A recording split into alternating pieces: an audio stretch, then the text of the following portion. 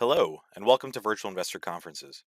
My name is Matt Lateplo, and on behalf of OTC Markets, we're very pleased you have joined us for our next presentation from Aquafil. Please note, you can submit questions in the box to the left of the slides. You can also view a company's availability for one-on-one meetings through the Schedule Meetings tab found on the conference platform. At this point, I'm very pleased to welcome Giulio Bonazzi, Chief Executive Officer of Aquafil S.p.A., which trades on the OTCQX Best Market under the symbol ECNLF and on the Borsa Italiana under the symbol ECNL. Welcome, Giulio.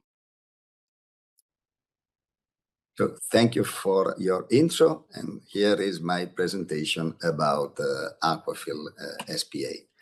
Well, actually, we make fibers, but we try to make them in a very different way. And lately, it's becoming more popular to say that you are trying to recycle, to be sustainable, to be circular, and possibly, to have a low carbon footprint. But believe me that when I started this journey, and it was almost 15 years ago, and we were speaking especially with bankers and the financial sector, and you were trying to explain to them that for you, when you are in front of a landfill is a kind of gold mine for all the beautiful resources that you can extract from it, well, people were running away. And this is exactly what happened to me in spring of 2008, when I made my first presentation to a very important CEO of one of the top 5 largest European banks. And what's the outcome? Well, after 15 years, we are now arriving to recycle almost 90 million pounds per year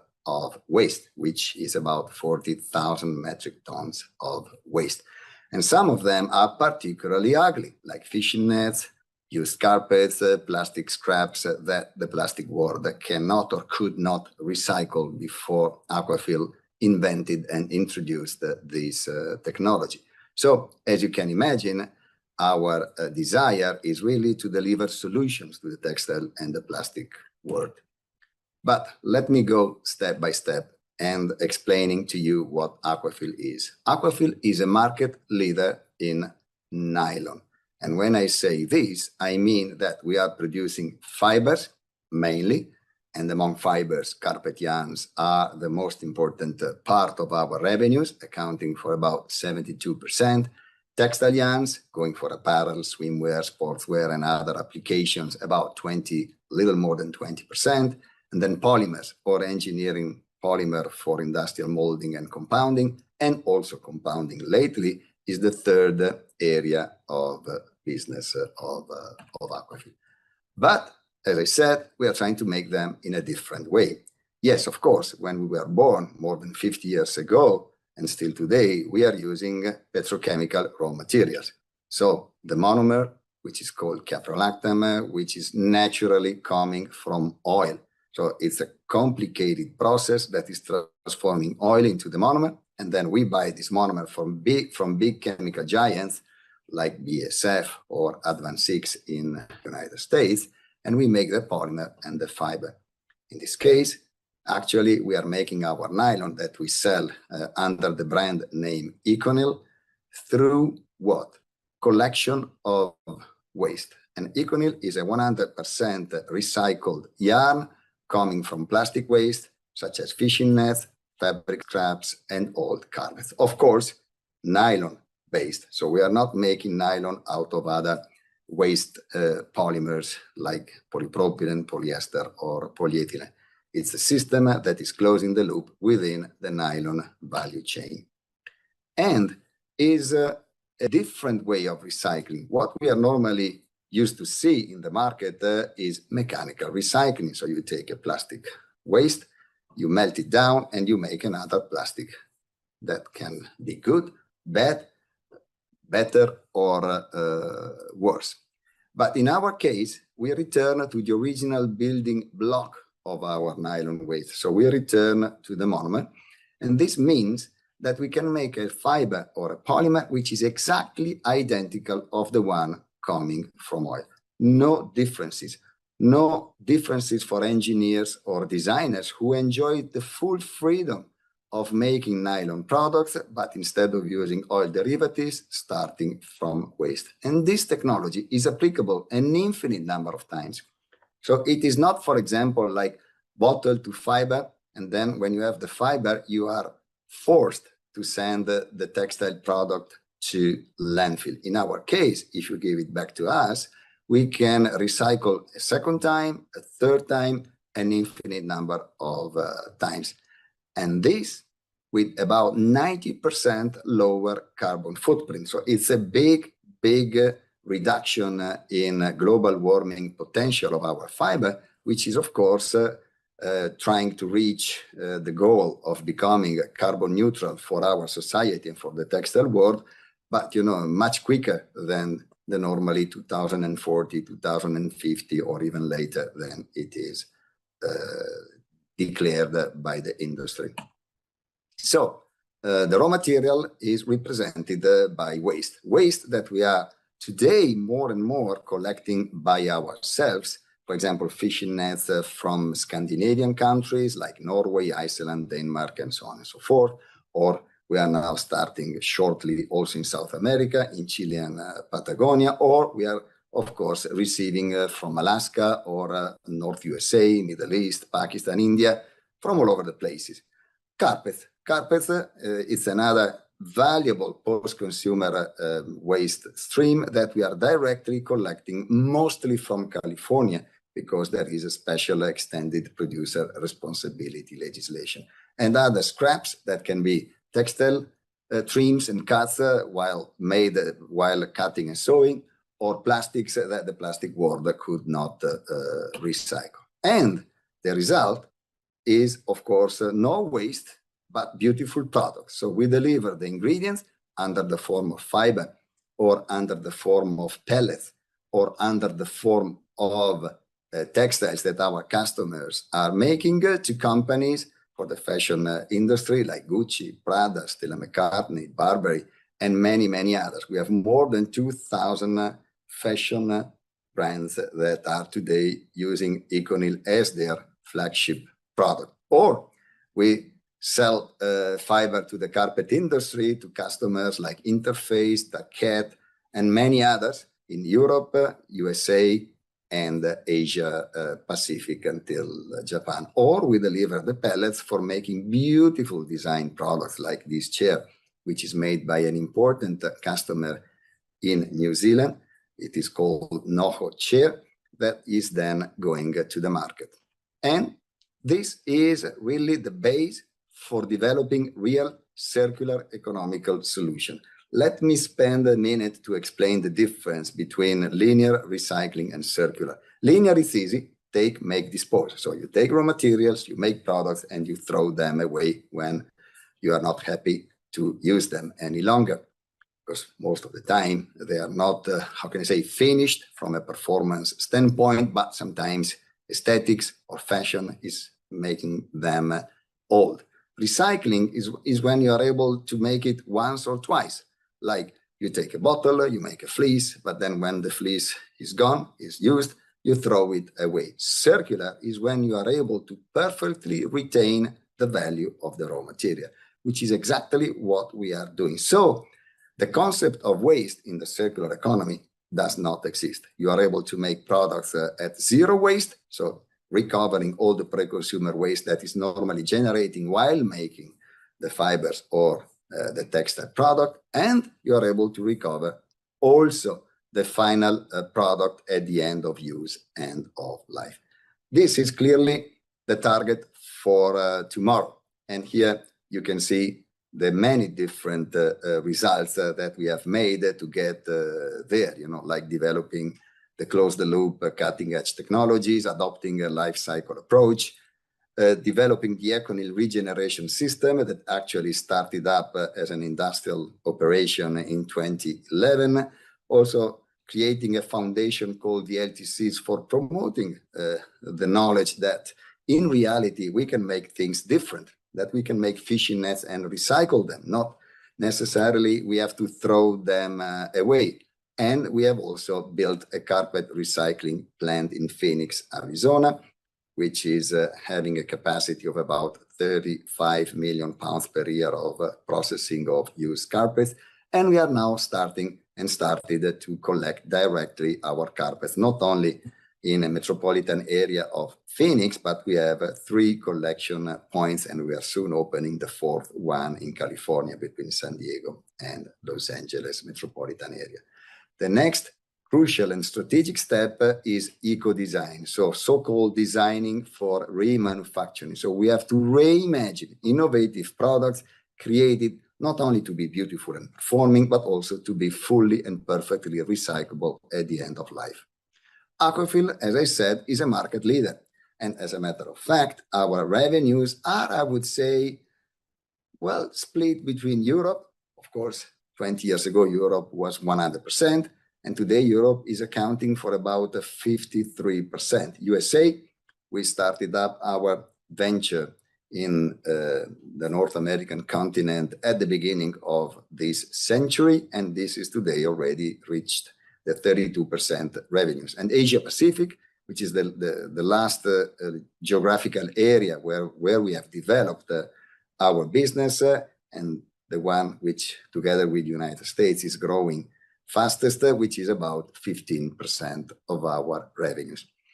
And we have transformed the company from a family business to a global sustainability champion, operating 20 different plants in 9 countries in 3 continents. So not only in Europe, in the United States, in China, Thailand, Japan, having about 2,800 associates, and the first half of 2023 exceeding the 310 million euros of consolidated revenues with an EBITDA of more than 30 million, so more than 10% despite the difficult economical conditions. And today, 47.8%, so close to 50% of our revenues are generated by ECNL in the fiber business. But what are our company's strengths? Of course, a successful business model, developing proprietary technology with continuous research and development innovation. R&D is the base of our future and the only way to keep the company growing and developing a very interesting solution for the market, but also aiming at operational excellence, focusing on high-end market segments. We are also pioneer of circularity with the ECNL regeneration system, producing sustainable fibers and polymers starting from nylon 6 waste.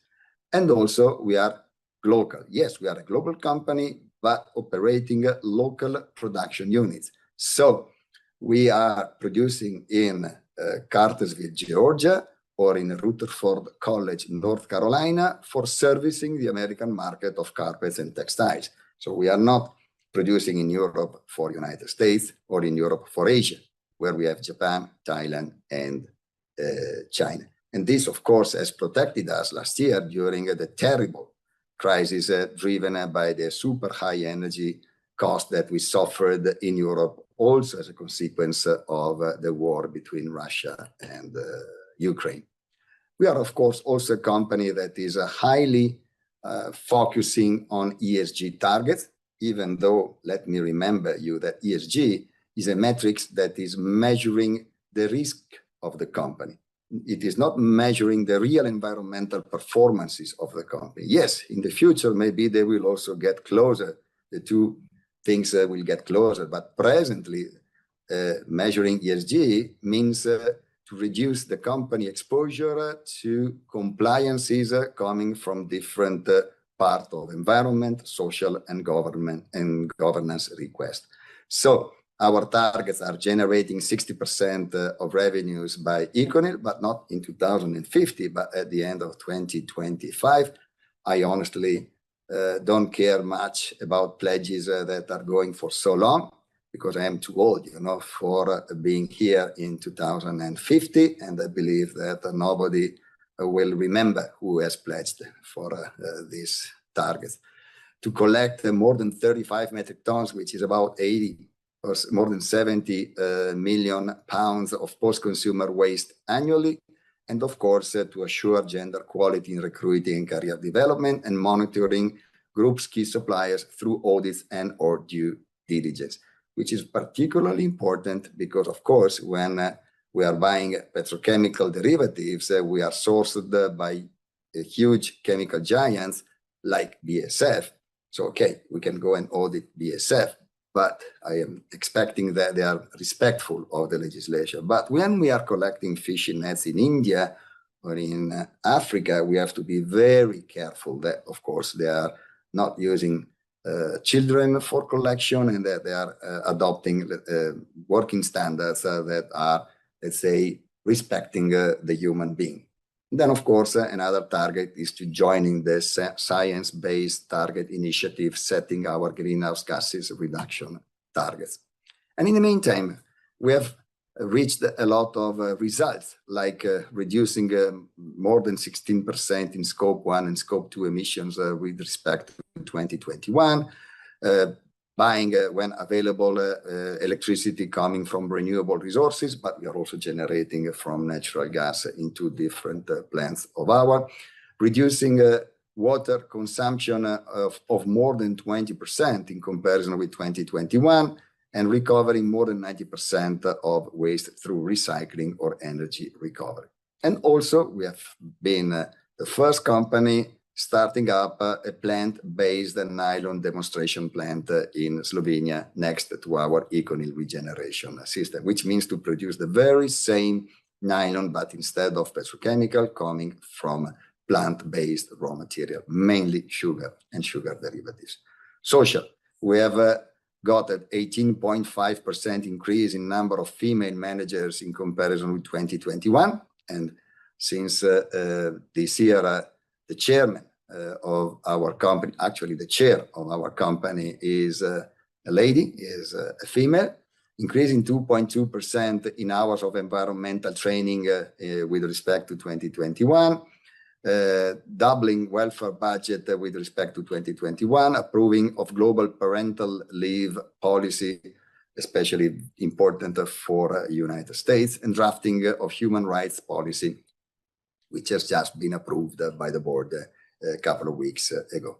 In terms of governance, we have, let's say, we are, in addition to United Nations Global Compact, new remuneration policy for the top management, having also LTIs, not only STIs, creation of ESG committee by the board of director, and an ESG management committee that is working day by day for reaching these targets. Now let's come to the financial results.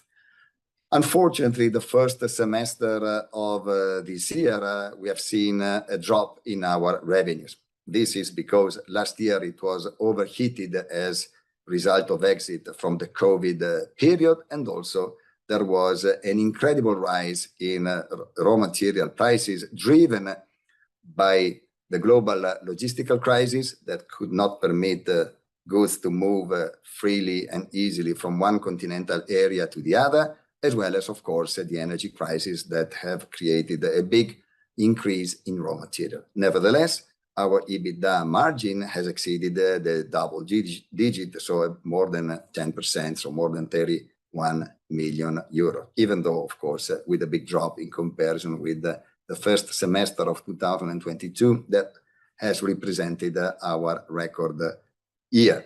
Nevertheless, the revenues coming from ECNL branded products has risen by 2.4% in comparison with the first semester of 2022, reaching the 47.8%, aiming at the 60% for the end of 2025. So we are suffering a temporary decline in margins in 2023 reporting period, due especially to the high unit value of the inventories stocked in 2022 compared to the current market value of raw materials. The raw material market has dropped in an unprecedented way, like last year it rise in an unprecedented way, and is now returned to a very low level, giving already the first signs of recovery. The volume sold have been maintained in the American and Asia Pacific area, but unfortunately suffered a slowdown in European and Middle East for the fiber market. Nevertheless, we are very close to achieving the production targets of our newly born engineering plastic project by the end of this year. We are very close.